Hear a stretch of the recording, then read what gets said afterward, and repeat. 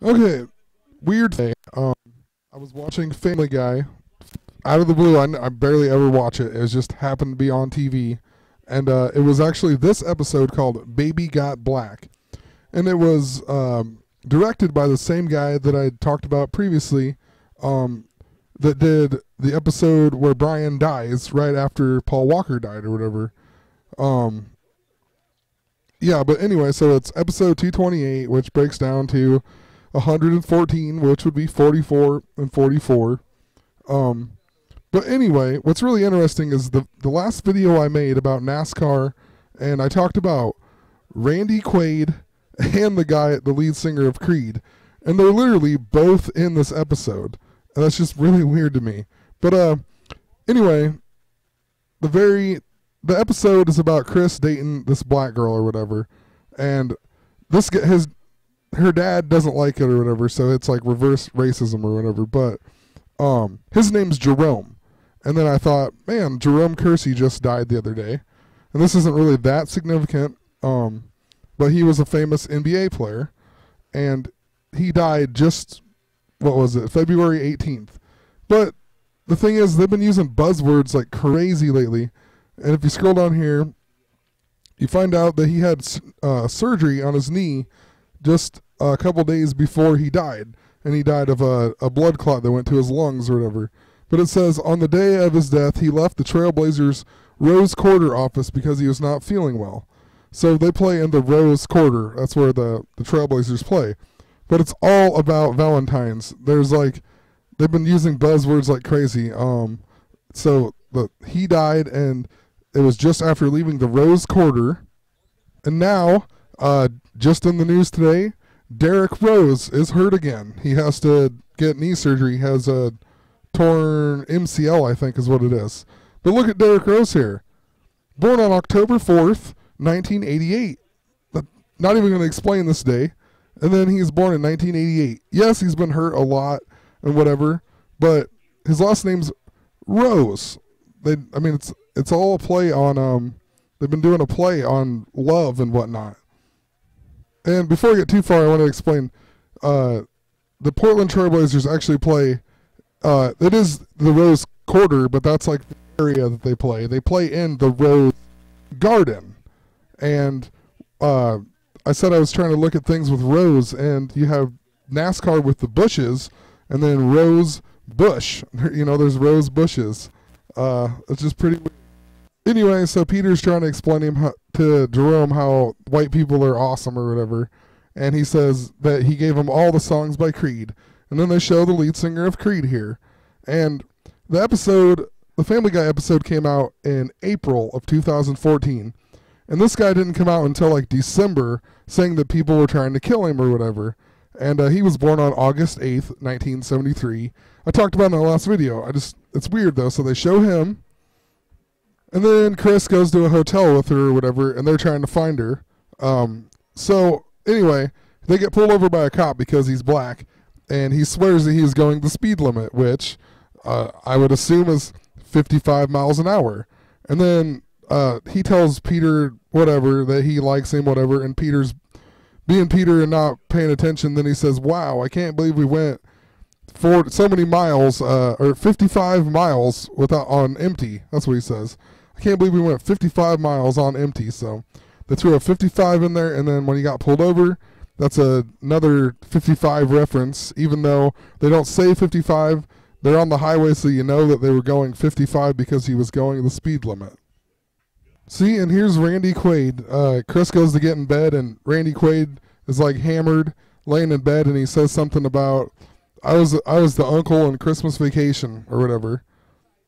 And then at the very end, they all become friends again or whatever, and Randy Quaid burps real loud, and Peter says, hey Jerome, you want to help me kill Randy Quaid? And that's just a joke that they're after him or whatever. Kind of weird that they put the Creed guy in the episode though, earlier in the episode, and then like not even a year later the guy says that people are after him and trying to kill him. So anyway, in the last video too, I talked about something fishy with Kurt Busch and Kyle Busch. Kurt Busch got suspended indefinitely 2 days before the Daytona 500, and he couldn't race. And then his brother Kyle Busch got in a wreck with 8 laps to go the day before the Daytona 500. So both the Bushes were out. They were both out, and I said that he talked about this guy was because he beat up his girlfriend a while back, and he claimed that she's an assassin that works for the government and whatnot. But moral of the story is, people had to replace these guys racing, right? So you got Kurt Busch and Kyle Busch, and Busch is the key word here. And so let's check out who replaced him. Now, I was getting really confused here because there's Kurt and Kyle Busch, so, I mean, they both have a K and then their last name's Busch, so it's confusing. But anyway, the guy who replaced Kurt Busch, the guy who beat up his girlfriend, was Reagan Smith. And then this guy is already a racer, but they moved him up into Kyle Busch's car.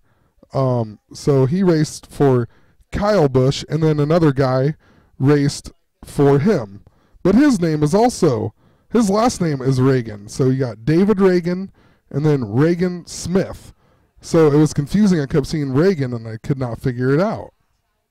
And then I finally realized that it was actually 2 different guys with the name Reagan in their name. And then this is the guy that replaced David Reagan when and David Reagan replaced Kyle Busch. So this guy replaced David Reagan. But anyway, what do you think? The 2 Bushes, right? You got George Bush Sr. or whatever, H.W. Bush, and then George Bush, both presidents. I mean, I still don't know where they're going with the story, but it's ridiculous. It's some kind of joke. They're totally doing it I think just to see if people figure it out or something. It's hilarious to me, actually, because it's so ridiculous. You got George Bush, and then you got his dad. So you got Kyle Busch and Kurt Busch. They're both, I mean, it's different spelling, but the 2 Bushes, they were both presidents. And who was the president before this guy? It was Ronald Reagan. So they're both replaced by a guy with Reagan in their name. And so they're basically just doing a story about the presidents.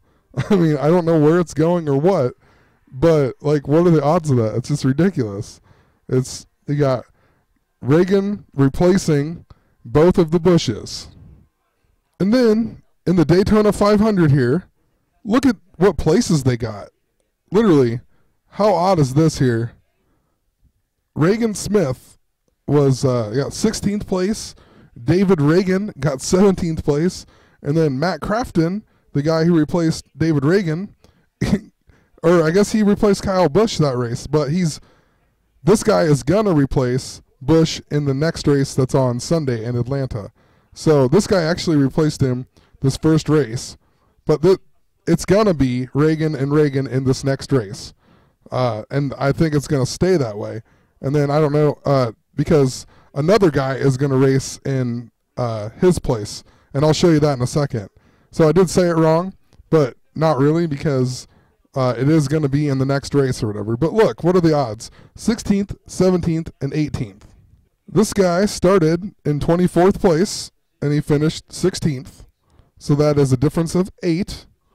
This guy started in 28th and got 17th, which is a difference of 11. 8, 11, 88. And this guy started in 4th and got 18th. So that is a difference of 14. In 2014 was just a significant number. But he also got, it's 18th, and he was the 18 car. And this guy got 17th, and he drove the 34 car. And 17 plus 17 is 34. So I'm going to take a little individual look at these guys. So this guy replaced Kyle Busch, but now he replaced Kyle Busch in the last race. Anyway, let's go down here. He's known because he drives the number 88 in the NASCAR Camping World Truck Series, and he got first place last season, and he also got first place in 2013. And like I said, he's truck 88, and he's the first person to win back-to-back titles in the NASCAR Camping World Truck Series. Okay, and I wanted to show, so Joe Nemechek He's going to drive the number 34 in this next race for David Reagan, and then David Reagan is going to drive for Kyle Busch. But let's check out Joe Nemechek. Okay, Joe Nemechek here. Look at this. His NASCAR Sprint Cup Series. He has raced 666 races over 22 years. And last year, he got 66th place. And read his early career. Nemechek made his Busch Series debut at North Carolina Speedway in 1989, where he started 40th and finishing 33rd after suffering engine failure in his number 88 Buick. 88. 666 over 22 years, and he got 66th place last year. And earlier when I was reading about Nemechek here in this article, I looked over at the ad, and it had a picture of this guy in hockey, number 88, and the other number is 22 in the picture. So I looked up Blackhawks stars Kane, and of course, not only is he number 88, he was born on November 19th, which could be 9/11, and 1988. He made his NHL debut on October 4th, 2007. October 4th, 2007. And it was on ESPN or whatever. I guess he broke his clavicle or something, and he's out into the playoffs or something. That's what the article is talking about. But he's famous because he was the MVP in the 2013 Stanley Cup that they won. So he is the MVP of 2013. He also played in this one in 2010, but he wasn't the MVP. But I just wanted to point out why he was famous or whatever. But check this out. 2014 Stanley Cup. The MVP was Justin Williams. And look when he was born. October 4th. Once again, October 4th. And he's number 14, 2014. Also in the news today, Reggie Bush got released from the Detroit Lions. Reggie Bush. Now, he played for the Miami Dolphins as well. So he is 21 for the Lions. But look what number he was when he played for the Dolphins. Number 22.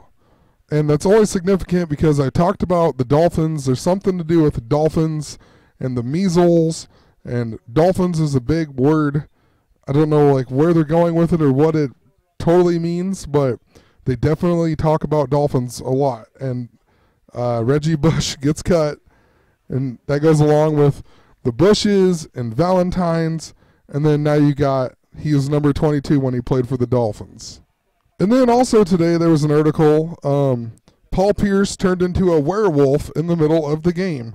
And all it was something stupid here, where he falls down and he crawls like a dog or something, right?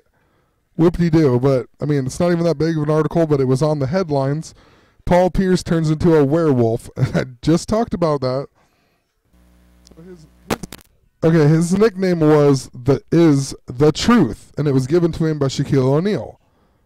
But Paul Pierce is also born in 1977 and is 37. He is 37, born in 77, which talked about that multiple times. But scroll down here and you find out about his nickname. And it was because Paul Pierce scored 42 points against the Lakers in a 112 to 107 victory that the Lakers won. But Paul Pierce scored 42. And Shaquille O'Neal said, "My name is Shaquille O'Neal, and Paul Pierce is the Truth," or whatever. And that's how he got his nickname. Paul Pierce is the Truth. It's because he scored 42 points. And remember this movie when they go to find the truth? The answer to the secret of life, or whatever, is 42. And Paul Pierce is the Truth because he scored 42 points in that game. And then you got Larry Sanders, who's quitting basketball at age 26. He's number 8, and he still had 3 years remaining on a $44 million contract. Born in 1988, like I said, he's number 8. And he quit basically because all the money basically made him give up his freedom of speech and whatnot. But anyway, I mean, come on, Bush and Reagan. I wonder what it is, but have